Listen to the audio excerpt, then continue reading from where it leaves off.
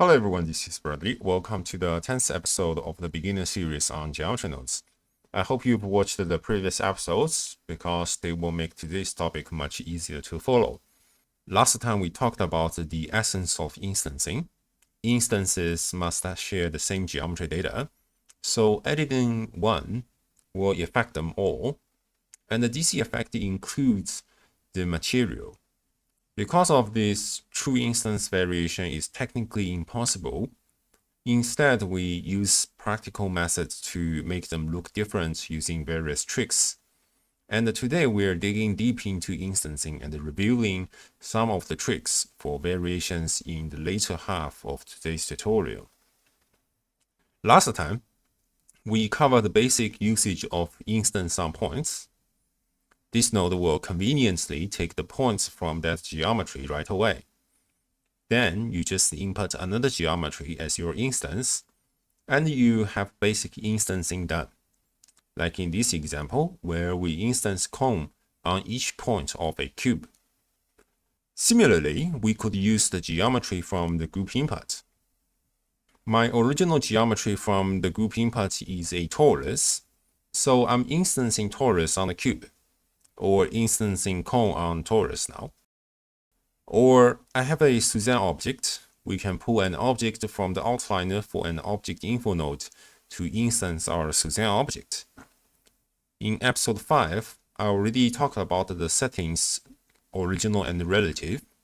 Relative will keep the transformed data.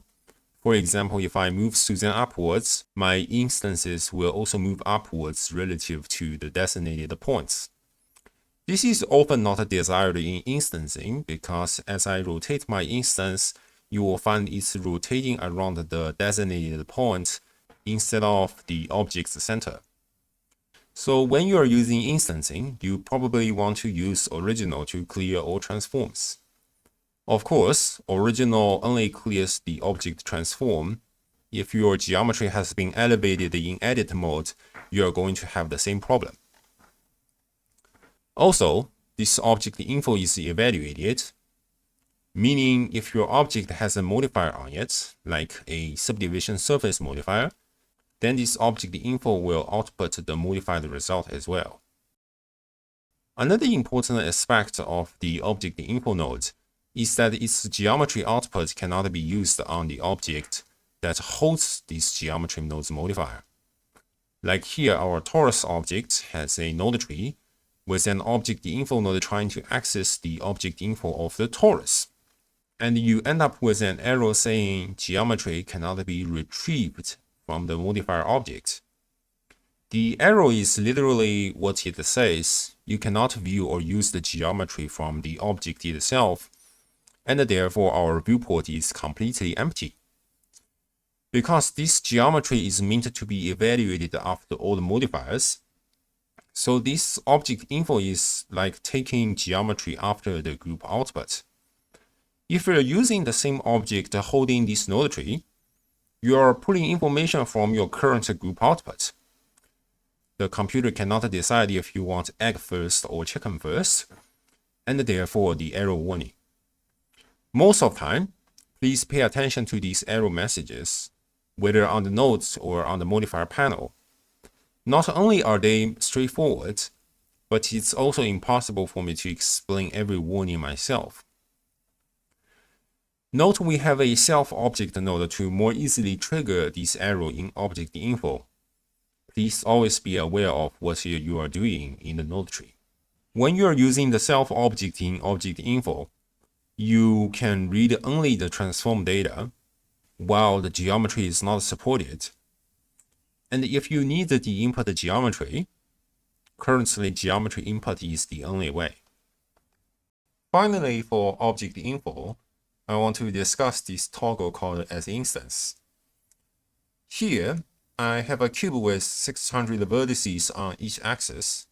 I apply the modifier, and let's go to a node tree with a moving point. I pull in the cube to instantiate on this moving point. You will find that the node tree is lagging a lot because of this heavy geometry. If I turn as instance, it immediately becomes much faster. This is not exactly due to instancing itself, because if you disable the toggle and put a geometry to instance, playing the animation won't actually give you the same performance benefits. This performance boost is a tricky part of Blender's cache and the evaluation system. Also, if you remove these same-time nodes, you won't really have any performance issues. Even more tricky, as long as you have a same-time node, even if you're not actually using it, it will still negatively impact your performance. It's really a very weird topic. I mention it because it's true, but I don't want you to worry too much about this setting. Although the performance looks very frightening in our example, remember this is a cube that has been subdivided much more than normal. In real life, it's quite rare that you would instance in a single object this heavy and worry too much about this toggle. The setting is not on by default because a common use case is to evaluate the actual geometry. For example, I discussed morphing with mixed position in episode 5, and similarly, the shape key animation workaround using geometrynodes. In order to access mesh position information for this geometry, they must not be used as instance. You turn it on, it will not work. If you don't keep the toggle off, you would have to manually realize the instance for it. Whichever way, the result is the same. As I said in the last episode, making something into an instance doesn't necessarily improve the performance, and having realized the data doesn't always mean it's a fatal thing. It's kept off with a reason. Besides this specific use case for performance, the as instance option can be useful when working with special object types. Currently, geometry nodes do not fully support lights and cameras because they are not represented as regular geometry like meshes or other geometry types. Here I have a point light object elevated above the ground, and I reference it using the object info node with as instance turned off. As you can see, nothing appears in the viewport. The tooltip also indicates that there is no geometry to output. Nevertheless, if I enable as instance, you can see the light appear in the viewport, especially if I toggle as instance on and off. Furthermore, our cube can be illuminated by these light instances. Basically, instancing is like putting a present box around the data. Although the internal data is not supported or editable, geometry nodes will recognize the present box and show it with internal content. Although you cannot edit the internal parameters, maybe you may need to instance lighting eevee, and it can be helpful. In cycles, this is not suggested because you can just take objects with emission shader. Now we've covered a single object, so we are moving on to collection info and pick instance. Pick instance is one of the first features that lets you fake instance variation. In Blender, we cannot so easily generate instance variation, but assuming you have already prepared variants of a flower, then you will be able to instance different flowers that makes it look like you have instance variations. Like in this case, as I drop my flower variants to a collection, then different variants of flowers are picked and instanced. Likewise, in Blender, we cannot offset keyframes in geometry nodes, but you can duplicate the animation with different delays and instance them. Then it will look like we have instances with different animation delays. Therefore, it's a hack, but it works. And it's used quite commonly in many real-life projects, since it may not always be productive to create everything procedurally due to skill and technical issues. Collection instancing is simple. Just like we can pull in an object to create an object info, we can pull in a collection to create a collection info.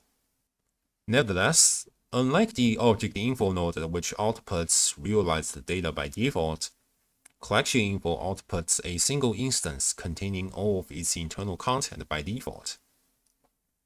Therefore, for our snowman collection, This use case is the same as the regular object info, and it happens when the geometry is built by multiple objects that you don't want to join otherwise.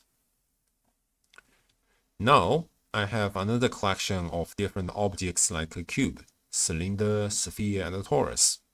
And I want to instance one of them on each point of my grid, pretending that I have instance variation with different geometry. So in a different node tree, I pull in the collection as before. The collection is showing a single instance containing 4 different objects, and I need to enable separate children.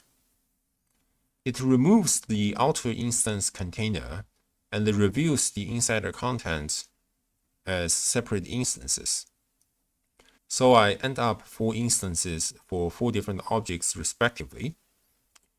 This is a bit like a realized instance, but instead of realizing all instances, I disable all options and use the depth.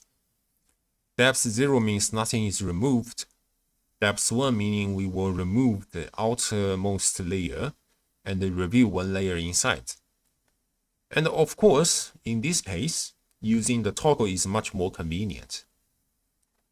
I will also turn on reset children so that all transforms of inner objects are cleared to the world origin. Previously, this function was handled by the original and relative settings on the object info node. But here it's managed by this reset children toggle in practice. It may be confusing to think about, but I'm not going to elaborate on the differences here. This is simply a toggle you click that solves many problems. Right now, if you output this instance to instance on point, we're still instancing the input as a whole. So now it's time for us to turn on pick instance, and we've completed our goal right away. It's important to note that pick instance is literally picking instances. Your input geometry must be real instances. This means if you input anything like mesh or realized data, you will have a warning to notify you that it doesn't work. And you can use geometry to instance or whatever method to solve it. Anyway, we completed our goal. However, right now you may notice they are being picked in a somewhat visible order. If you want to pick them completely randomly, you will want to work with the instance index setting. By reading the tooltip, it says it uses ID or index. This is actually the same concept as the ID you see on the random value node. Most of the time in practice, ID is the same as index. If you add a setID node and read its tooltip, it's using the index to set the ID. Therefore, whether you input ID or index into this field, the result won't change here in this case. There's only one common exception. The distribute points on faces node actively sets ID. As you can see in the spreadsheet, we have a column of ID. These are large unique numbers assigned to each point. And here, we have an example using it to instance objects on a plane. You can see that index and ID is not having the same result. And the disabling ID will not change the result, but disabling the index will change it. This is because by default, instance index is using ID, but most of the time, ID is determined by the index. Therefore, this is the situation. Moreover, this distribute points node is used in the scatter on surface, which is a group node asset shipped with Blender. As you see the menu about random and Poisson disk that also present on the distribute points node. Therefore, this node will also generate IDs. These are just some extra stories about ID and index. As I said, in real life, their differences aren't very important for beginners because it's automatically set within the instance index without user's awareness. So going back to our previous problem, we have this regular pattern because the index follows a fixed sequence like 0, 1, 2, 3. And here the next index should be 4. But since we only have 4 objects in total, index 4 is equivalent to 0, followed by 1, 2, 3, and so on. Now, a simple way to solve this pattern is to use a random value node. We set it to integer and connect it to instance index. Immediately, the problem is solved. We don't need to worry about the integer range here, because the values will automatically wrap around, just like the cases of 4 and 0.